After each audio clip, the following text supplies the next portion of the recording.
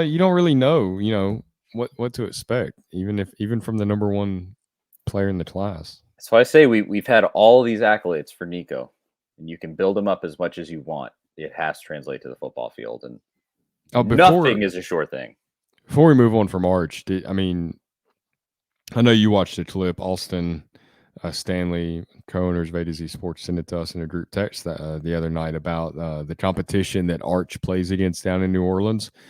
And I've seen a lot of comments about not just that clip, but the competition in general that he plays against is not what you see in like Texas or parts of Georgia. It's not the best competition. I mean, it looked like he was playing against a JV team out there. Is Arch overrated? Is he the number one quarterback because of his name? I How do you feel? really could see he is skilled. Of course. you you can theorize that he plays against not great competition. I don't think it's even a theory. I think it just is the case. He's definitely skilled. The thing that I could see being a factor is the psychology with him. This kid has been built up from the time he came out of the womb. I mean, you got that name. You got the name on the back of your jersey that is connected to two uncles that each won two Super Bowls and were two of the great college football quarterbacks, and all of this stuff. And everyone is expecting you to be that guy. You play at the same high school that they played at. You're a 5-star player, and all of these insane expectations. And I think the main thing that could really combine with the psychological factor, where he's, I don't want to say he's soft psychologically, because the kid's 18. Weren't we all soft psychologically at 18? I mean, it's crazy almost not to be. You just don't know how to handle stuff or how you will handle stuff. But you combine potentially not the strongest mentality with a bad coach in Sarkisian. If Sarkisian ends up not being, the guy, and you go and put him in an offense that's not great with Sarkisian, with a bad, just bad coaching, and he has a really bad first year, sets a really bad foundation, and it just falls apart. And maybe he transfers away at that point and is more successful somewhere else. I don't know. But I could just see, like, an 18-year-old kid with the weight of the world on his shoulders with a bad coach, and things just don't go well. That's worst case scenario. I think it happens. It absolutely happens. A bad coach can ruin a kid. Too much pressure can ruin a kid. I think you can see it any time in a situation like this. I mean, we've seen dudes like this, like the second year with Johnny Manziel at Texas A&M. He wasn't really as good that second year. He was still good for sure, but you build up all those expectations. He becomes a superstar. He starts hanging out with Drake. He's doing all this garbage, and then maybe his head's not in the game. Like, it can be a big factor there, and I could see that kind of going south with him. Sarkisian being the biggest linchpin and all of that in terms of how I think it could go wrong. Because where's the evidence that he's a good coach? Where? It hasn't happened. So we'll just have to see. Hopefully, I hope he has a good career. That's a good point about the psychological thing, because I've always thought that's really the most important trait in a quarterback. I mean, Manziel was not the most physically gifted quarterback out there. He was elusive, but he wasn't the most physically gifted guy. He wasn't some highly rated stud coming out of high school, and we saw what he did in college. I mean, he beat Alabama, prime Nick Saban. The psychological part of it, where you just you get other players to believe in that, and I feel like that's what Nico has. And I know it's easy for us to build him up and to point out all the good. I really haven't seen anything negative yet from him, but just the vibe that he brings, it's a positive feeling, but it's a serious feeling too. Like, winning's important to him. And you can sense it with the recruits that Tennessee's putting together when you hear these comments from them. I've been reading all these interviews, and look, this is like the third or fourth time that we've seen Tennessee trying to rebuild the program under a new coach. And we know the cycle. You get a new coach, you get a couple of really good recruiting classes, and the message is always the same. It's come be a part of bringing Tennessee back, return Tennessee, be the class that brings Tennessee back to glory, and all this stuff. And that's not really the message that I'm hearing from the recruits now. The message that more than one, quite a few of them has said is, we're going there to win a national championship. We're not going there to rebuild the program. We're not going there to be a part of bringing Tennessee back to number one and all this. It's just simple. We're going there to win a championship. I mean, you heard it from the kids that committed this past weekend. We believe we can win a championship there, and that's why we're going. And I feel like that starts with Nico, as him being the head of this class and the guy that's kind of helping put this class together. That's the message he's sending, and it's resonating with everybody that's, been a part of this class or might be a part of this class.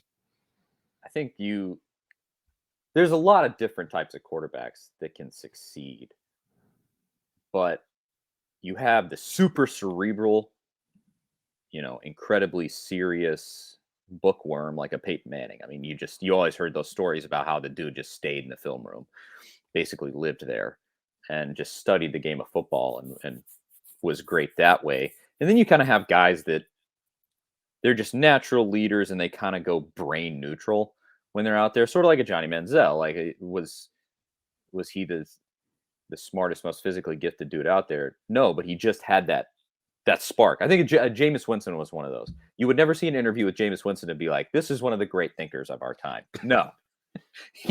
But he would go out there and and in terms of college football, the dude just had it. Like, he just made it work. And hopefully, what obviously the ideal to me would kind of be a blend of both. And we'll see with Nico, but in terms of just the signs that he showed, he definitely has a spark, a big time spark with that charisma and just being a leader out there, and specifically being a leader with this recruiting class. The physical gifts are there. The thing that I think that you don't really know is, does he have that cerebral element where he's going to get into the film room and get after it? I don't really know. I think when you get into college football and that becomes a way bigger factor, you sort of learn who the guy is at that point in terms of that. And so you don't really know where he's at as far as that goes. I mean, I don't know him personally. Maybe he is that guy. I hope he is. A lot of times that helps for a quarterback. But well, I'll say this. I mean, numbers don't lie, and I think there's a lot. Obviously, you can put too much stock in the high school stats, but interceptions don't lie. You're either accurate or you're not. I mean, I remember, I think it was the Steelers general manager that just retired, Kevin Colbert, said before the draft this year, before his last draft, that like that's the one thing that you can't really teach. You can do things to try to make a quarterback more accurate, but you can't. You either are or you aren't. And we saw it with Jarrett Garantano. It never got better.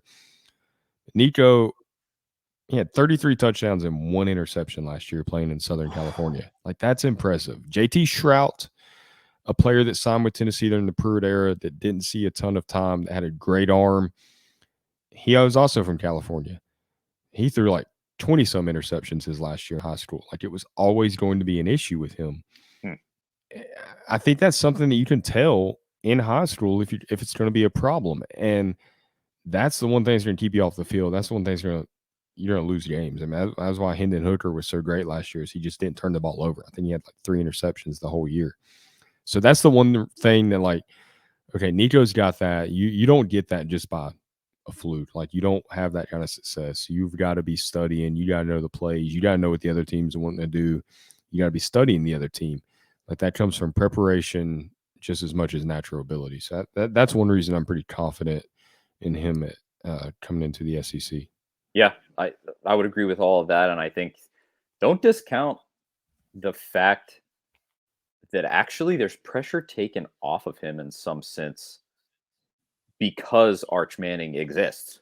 Mm-hmm. Because that's also a factor in this class. Because you really look at this class, if Arch Manning is not in it, per se, he's a 2024 recruit, and Nico is he would be what right now, I think, what is he ranked as the number 3 quarterback in the class, maybe on 247. He would be number 2, and who is it? Rashada? Who is let me see. No, he's is he? No, he's a 4-star. Isn't he? Yeah. Let's see, player rankings. Come on. Malachi Nelson. I couldn't think. Malachi Nelson Oh. is the other guy going to USC, and then Nico's number 3. I mean, it would be between Malachi Nelson and Nico. Tennessee would have the number 2 quarterback. There would be the hype for Arch would be pushed off for another year.